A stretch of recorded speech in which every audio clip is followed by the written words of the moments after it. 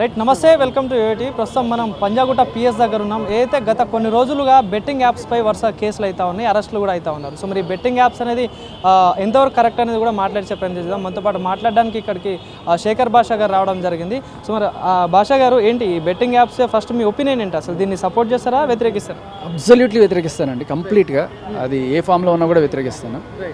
So కావాలంటే పందెం కాసుకుందాం మన ఇద్దరం. సో చెప్పండి, అంటే ఇప్పుడు మీ ఫ్రెండ్స్, బిగ్ బాస్లో ఉన్న ఫ్రెండ్స్, విష్ణుప్రియ కానీ, టేస్టీ తేజ కానీ, ఇట్లా చాలామంది, రితు చౌదరి కానీ, వీళ్ళందరూ కేసులో కేసు కన్ఫర్మ్ అయినాయి. సో ఈరోజు వస్తున్నారని చెప్పేసి న్యూస్ కూడా వచ్చిండే. అసలు వాళ్ళతో మాట్లాడారా? అసలు దీని మీద మీరు ఏం చెప్తారు? వీళ్ళిద్దరితో నేను మాట్లాడాను. సో వాళ్ళకి కొంచెం ఈ లీగల్ సిస్టమ్ మీద కొంచెం అవగాహన లేదు. వాళ్ళు ఏదో వాళ్ళంతా ఈ ప్రమోషన్స్ అవి, అలాగే వాళ్ళ లైఫ్ స్టైల్ వేరు. వాళ్ళకి లీగల్ మీద నాలెడ్జ్ తక్కువ. ఇది చెయ్యాలి, ఇది చేయకూడదు అనేది కూడా చాలా మందికి తెలియదు. వాళ్ళే కాదు, ఇలాంటి చాలా మంది యువత ఉన్నారు. వీళ్ళందరినీ కూడా మనం ఎడ్యుకేట్ చేయాల్సిన బాధ్యత ఉంది మన మీద. వాళ్ళ చాలా మందికి తెలియదు, వీళ్ళకే కాదు చాలా మందికి తెలియదు. సో అంటే గవర్నమెంట్ ఒక రూల్ పాస్ చేయడమే కాకుండా ఆ రూలు ఇంప్లిమెంట్ చేయడం అంటే ఇలా కేసులు పెట్టడమే కాకుండా ఇది అడ్వర్టైజ్ చేయాలనేది చాలా ఇంపార్టెంట్. బెట్టింగ్ యాప్లను ప్రమోట్ చేస్తే శిక్ష పడుతుంది అనే విషయాన్ని చాలా గట్టిగా ప్రజల్లోకి తీసుకెళ్ళాలి. అందులో మన మీడియా బాధ్యత ఉంది. అలాగే ప్రభుత్వం కూడా దీన్ని చాలా గట్టిగా జనాల్లోకి తీసుకెళ్ళాలి. సార్ మరి ఇప్పుడు పంజాగుట్ట పిఎస్కి వచ్చారు కదా, మరి కలిసారా పోలీసు వాళ్ళని? ఏమన్నారు వాళ్ళు? ఎట్లా రియాక్ట్ అయ్యారు? అదే ఏం లేదు కదా సార్, కొంచెం భయపడున్నారు పిల్లలు. వాళ్ళు కాస్త టైం కావాలని అడిగారు. ఒక 2-3 రోజుల లోపల వాళ్ళని హాజరయ్యే చూస్తాం. సో అంటే ఈ బెట్టింగ్స్ అనేవి తెలిసి జరుగుతుందా, వీళ్ళకి తెలియకుండా జరుగుతుందా? ఏం చెప్తారు అసలు? అంటే నార్మల్ బెట్టింగ్ అనేసరికి చాలామంది డబ్బులు చాలా వస్తాయి అంటున్నారు. సో నిజంగా అంత పెద్ద అమౌంట్ వస్తుందంటారా? నిజానికి వాళ్ళకి ఏముంటుందో కూడా తెలియదు బేసికలీ. అంటే వీళ్ళు ఏమంటారంటే దీంట్లో ఎల్కేజీయో నర్సరీయో ఆ కేటగిరీలో వేసుకోవచ్చు. వీళ్ళు ఏంటంటే ఇప్పుడు సపోజ్ ఒక కోఆర్డినేటర్ ఉంటాడు వాళ్ళకి, సార్ మనకు ఒక మిక్సీ వచ్చింది ప్రమోట్ చేయాలి, మనకు జ్యువెలరీ షాప్ వాడు వచ్చాడు ప్రమోట్ చేయాలి, ఒక చీరల షాపు ప్రమోట్ చేయాలి, ఇలా రకరకాల ప్రమోషన్స్ వస్తుంటే వాళ్ళు చేస్తుంటారు, బాగానే ఉంది కదా అనుకుంటారు. కానీ అట్ ద సేమ్ టైము మందు ప్రమోట్ చేయాలి, సిగరెట్ ప్రమోట్ చేయాలి అనేవాడు రాడు. ఎందుకంటే దానికి లేదు, ఎవడు ప్రమోట్ చేయకూడదు బై లా. కానీ ఇదేంటంటే అటు ఇటు కాకుండా చేసుకుండా చేయొద్దా, చేస్తే తప్పు అనే విషయం. ఇప్పుడు సిగరెట్ మందు ఎలా అయితే చేయడానికి మనుషులు ఎవరు రారు. ఎవరైనా ఒక హీరో దగ్గరికి వెళ్ళి సార్ మీరు మా సిగరెట్ ప్రమోట్ చేయమంటారా అండు. కానీ బెట్టింగ్ ల్యాబ్స్ని ఎందుకు అడుగుతున్నారు అంటే ఒక స్ట్రిక్ట్ రూల్ ఇది అని చెప్పి గవర్నమెంట్ మనం చెప్పాల. ఫస్ట్ ఆఫ్ ఆల్ అది గట్టిగా జనాల్లోకి వెళ్ళాలి. ఇది ఒక మంచి ప్రయత్నమే, కానీ జనాల్లోకి చిన్నప్పటి నుంచి మేబీ ఒక 10th క్లాస్ దాటిన పిల్లలకి వాళ్ళ బుక్స్లో కూడా కావచ్చు, ఇట్లాంటివన్నీ కూడా ఎంకరేజ్ చేయకూడదు. అవేర్నెస్ క్రియేట్ చేయడం చాలా ఇంపార్టెంట్.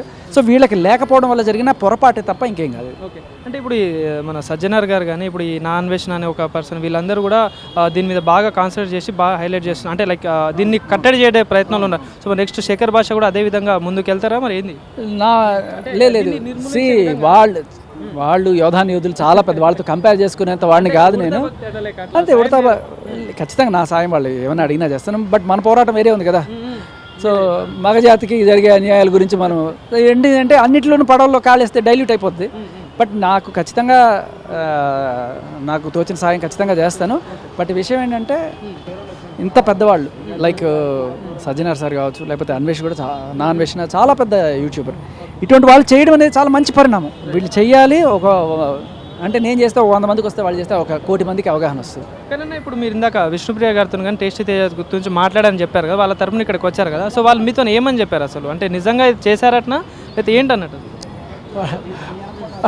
అంటే కేసులు అయ్యాయి కదా, అంటే పెద్ద ఇష్యూ అంటే వాళ్ళు ఏ రేంజ్లో ఉన్నారంటే అదేంటన్నా చేయకూడదా, చేస్తే తప్ప అంటే అది కూడా తెలియని స్టేజ్లో ఉన్నారు వాళ్ళు. ఎక్కడున్నారు మీరు అంటే సరే మీరు చేసింది ఏంటి, అది లీగలా ఇల్లీగలా అదైనా చెక్ చేసుకున్నారా అంటే అది ఏమన్నా 1.5 సంవత్సరం క్రితం ఎవరో వచ్చారు అంటే. సో వాళ్ళ పరిస్థితి అలా ఉంది. అవేర్నెస్ లేకపోవడం అనేది అంటే లీగల్ టర్మ్స్లో మన భారతదేశంలో ఏదైనా చట్టం చేస్తే అది ఖచ్చితంగా నువ్వు తెలిసి పెట్టుకోవాలి. కానీ అందరికీ తెలియాలంటే నువ్వు అడ్వర్టైజ్ చేయాలి. సో ఫైనల్గా అంటే చాలామంది సెలబ్రిటీస్ మీద ఈ కేసులు అయినాయి. సో మరి వాళ్ళు పిఎస్కి వచ్చే ఛాన్సెస్ ఉన్నాయా? మరి ఏమంటారు? తెలిసి ఇప్పుడు ఇక్కడ లిస్ట్లో ఉన్న వాళ్ళందరికీ కొద్దో గొప్ప పరిచయాలు ఉన్నాయి. అంటే వీళ్ళంత క్లోజ్ కాకపోయినా కూడా మిగతా వాళ్ళు పరిచయాలు ఉన్నాయి. వీళ్ళందరూ కూడా ఊళ్ళల్లో లేరు, కొంతమంది ఉన్నా కూడా అవుట్ ఆఫ్ దీంట్లో ఉన్నారు. కొంతమంది మేబీ వాళ్ళ లాయర్స్ త్రూ చేసుకుంటారేమో, కొంతమంది ఎక్కడో విదేశాల్లో ఉన్న వాళ్ళు, కొంతమంది వాళ్ళని ఎవరిని సపోర్ట్, వాళ్ళకి అస్సలు వాళ్ళకి నేను సపోర్ట్ చేయాల్సిన అవసరం కూడా లేదు. వాళ్ళు చూసుకోగలరు.